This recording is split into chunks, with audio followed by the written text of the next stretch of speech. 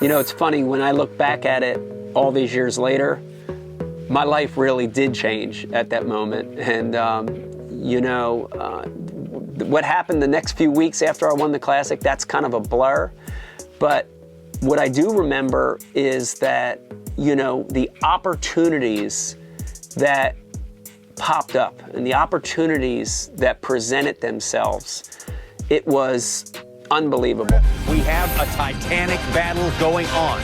Earlier this week, about 45 minutes south in Orlando, Walt Disney World, and check out who's the Grand Marshal of the Share a Dream Come True Parade. That's right, last year's Classic champ, today's contender, Mike Iaconelli, a busy guy since he won the Classic, promoting fishing everywhere. Here, a summit meeting with Goofy right there at Walt Disney World. He's even served as a weatherman on Cold Pizza on ESPN.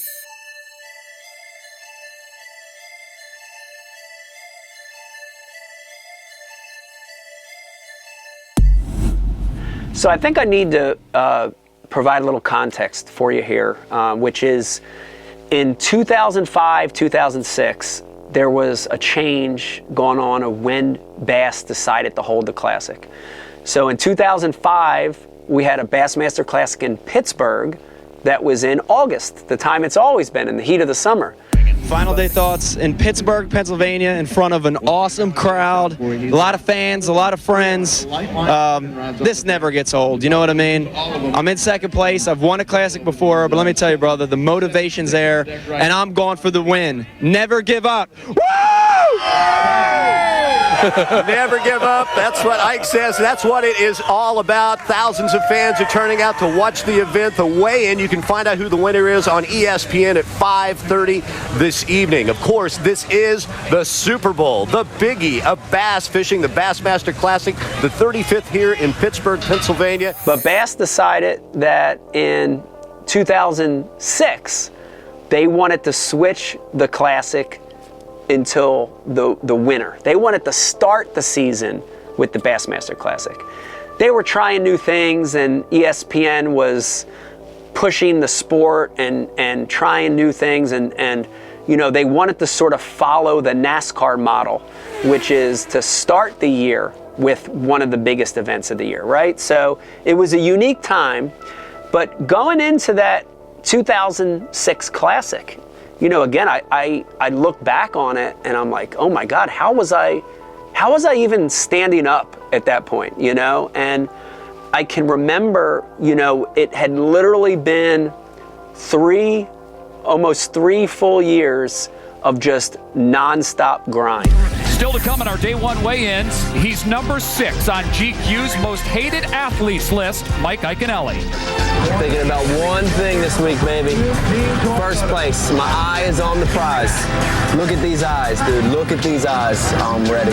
You see these eyes? I'm hungry. I want it, man. I want revenge for Pittsburgh, baby. Revenge. And I'm talking, you know, physically, from traveling, tournaments, being on an airplane between tournaments. I'm talking about mentally, you know, still dealing with the remnants of my breakup and actually getting divorced and custody issues and all that, the normal issues that go with that. You know, it was having its toll. It was creating a toll on me mentally too, physically and mentally. And when I look back on it, and I don't blame anyone for this at all, but looking back on it, I was in a state of exhaustion going into 2006. I was tired, I was beat down, I was, you know, mentally frazzled, and I didn't have anyone there to help me with it, you know. I had my mom and I had my uncle, I had my family, and of course they love me, but I think a lot of times, you know, they don't know what's going on, and I don't think they knew. I honestly don't think they knew.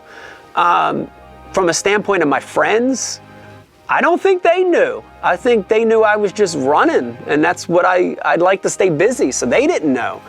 From a professional standpoint, you know, professional bass fishing, we don't have teams, we don't have a players league, We don't have doctors. We don't have any of that, right?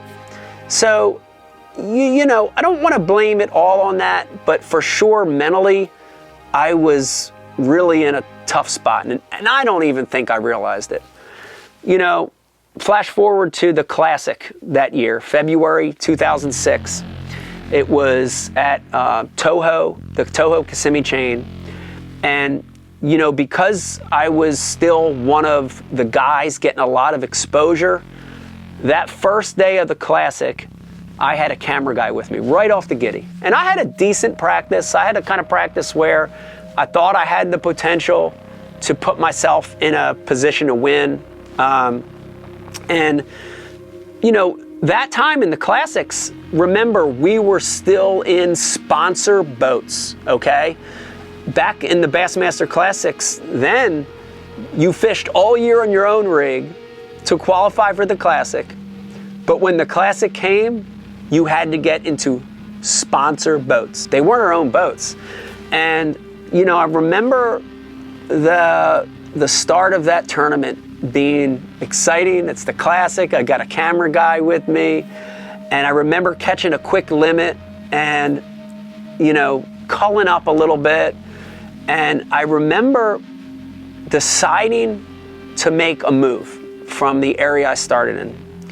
And when I got to a new area, I immediately caught a lot better fish. I got replaced a 3-pounder with all these 2 to 2.5s I had. And I remember going back into the live well of that boat. And back then I happened to be in a Triton boat. And I remember opening that live well and looking down at all of my fish being belly up in the live well. I mean, for a tournament angler, for any angler, when you're catch and release, it's like the worst thing you could see. But in the Classic, times that by 100, right? Here I am, the first day of the Classic, a camera guy with me, I need to try to win. I open up that live well and they're all belly up. I remember there being this mayhem and commotion of me trying to figure out why these live wells weren't working. And it wasn't my boat. Was it my fault? Was it the boat's fault? Is it a faulty live well? What's going on? I remember this confusion, and I'm trying to call, and some of them are stone cold dead, and a few are barely hanging in there. And I just remembered at that point just being like, I cannot believe this is happening. It really sort of all caught up to me. All that mental health and physical health and all that deterioration at that point hit me. And I lost it. I lost it at that moment. I went through this rage moment in my mind where I was so pissed off that these fish had died and it wasn't even my fault, right? It was like, what? Why?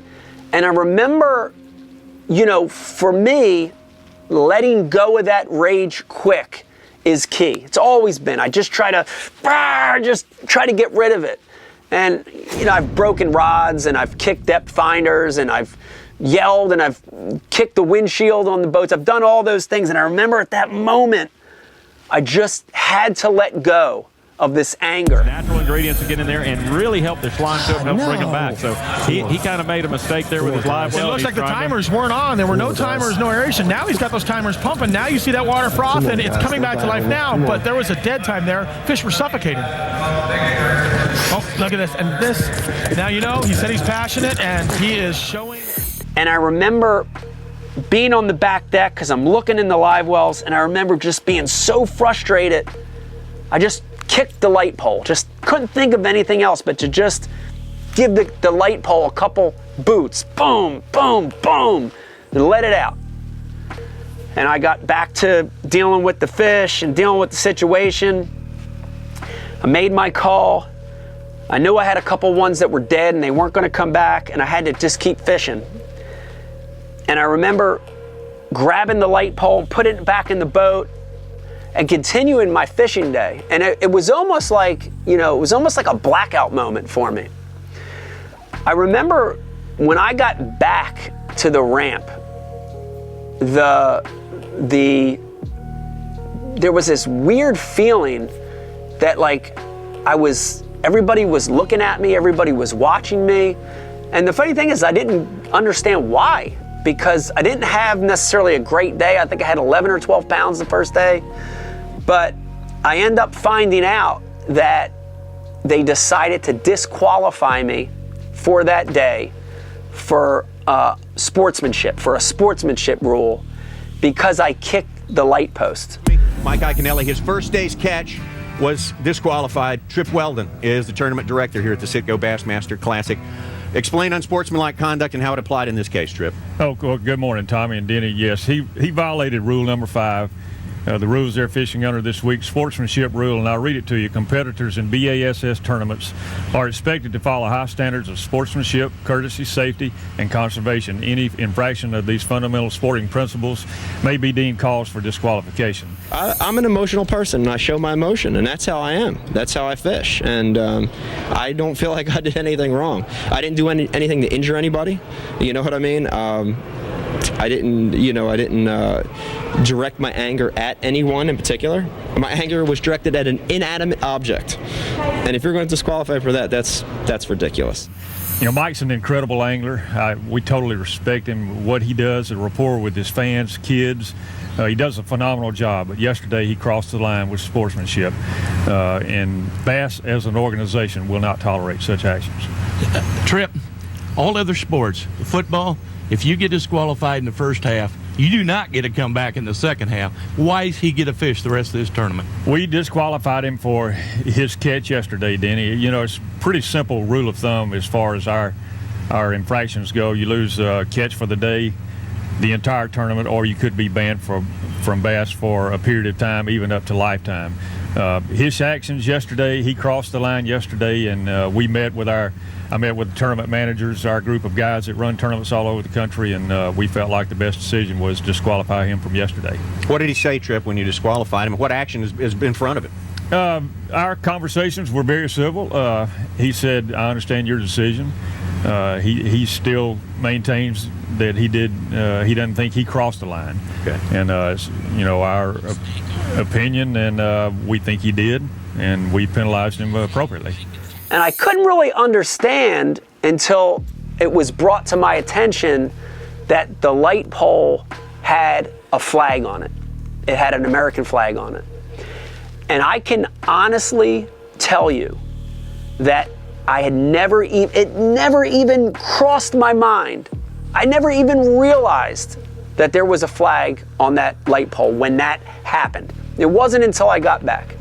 And you know, it was one of those things where it was a really bad moment in my life, because, you know, it was for me a frustration, and it was a way to handle it. But man, I didn't even realize what I had done. After I did it, it was over, but it already happened, and I didn't realize it. And you know, what happened over the course of the next couple days was another moment in my life that sort of changed it. You know, I had to accept what I did. When I look back on it, was it right that I let my frustration out that way? No. Would I have done it different if I could go back in time? Yes. But did I do it? And did I realize, did I know that American flag was on that light pole? Absolutely not. 100%. I would have never done that. Never disrespected the flag. Maliciously like that? No, not in a million years. But now I was in this position, and I put myself in that position. You know, whether I was going through the worst time of my life physically and mentally or not, I had to deal with what I did. You know, I dealt with it the best way I could, which was coming out publicly, you know, telling people that this is how it happened. I didn't mean anything disrespectful. I didn't even register it was there. And you can tell people from the bottom of your heart, sincerely, 1,000,000 times over. And there are some people that will just never believe it and just don't get it. We saw the bad Mike yesterday. I like the good Mike a lot better. Mike's a good guy. I worked seminars with him. He's good with kids. But, boy, yesterday was very, very disappointing. We don't need to see that. You know, he acted like a jerk. That's the bottom line. He knows it. I'm going to talk to him afterwards. Mike and I think, are fairly decent friends. We can have that conversation. He needs to clean his act up. He knows when to be enthusiastic, but he doesn't need to be throwing fits. Well, Denny, we're all incomplete people when you look at it. And you know, we all tend to get frustrated in different ways. Mike Iaconelli, that's part of his personality, part of his legend. I mean, it is something he's got to work on, but isn't that part of being Ike? It's part of being Ike, but we do not need cursing out there. We do not need some of the stuff he's doing, breaking boat equipment. He crossed the line by doing some of that. All right. And I had that with fans. I had that with friends. I had that with sponsors. I ended up losing a few sponsors because of it, including my boat sponsor, which was Ranger Boats at the time.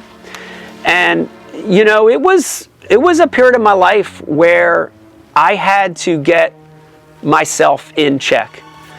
And so when I look back on it, and this is going to be hard for me to explain this to you, but when I look back on it, it was one of the best things that could have happened at that point in my life.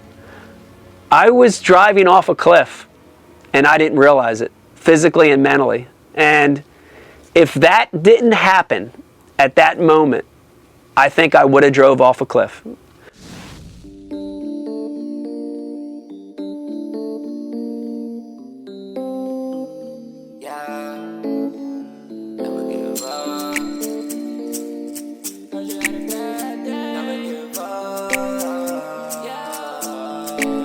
Heard you had a bad day, it ain't going your way, yeah, never give up.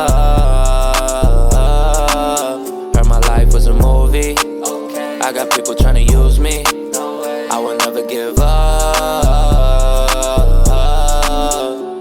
It's not about where you at, it's about where you headed. And all the things they say about you only heard if you let it. I gotta put on for the kids, cause they getting the message. I'm on my knees thanking God, look at all of my blessings. Look at little old me doing real big things from a real small town, I'ma make them all proud. And these kids need a leader, I'ma show them all how. Anybody in my way, then we gon' mow them all down. Hey, from the Garden State, I got some deep roots.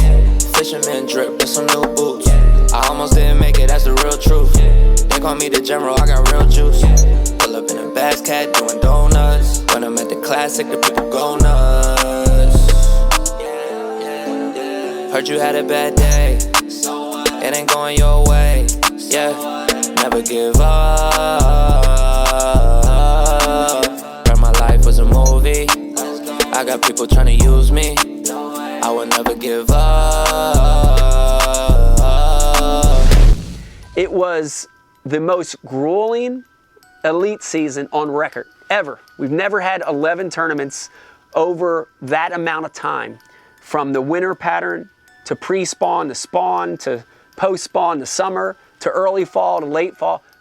It was the most grueling schedule, but I was the most focused I'd ever been.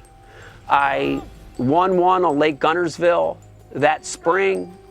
I had a series of top fives. I was consistently catching them. And when it came down to the last tournament on a Table Rock Lake in September of 2006, I was the angler of the year that year. It was amazing. When I look back on it, had I not had that incident happen at the 2006 Classic, had I not had that pause and that moment to refocus, I'm telling you, I wouldn't have won Angler of the Year.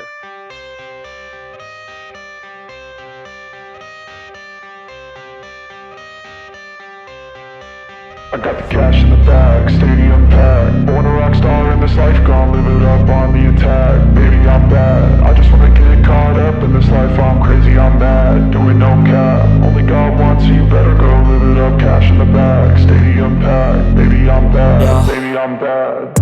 I just wanna stay bad, stay mad, shit on my shoulder cause they treat me like an outcast. I ain't gonna take that that, stay back. I'll be swinging hard till the hits come in all caps. I ain't gonna lay back, pray that someone's gonna help me. Ain't nobody like that. I ain't gonna wait, that's all fact. Give me one shot and I'll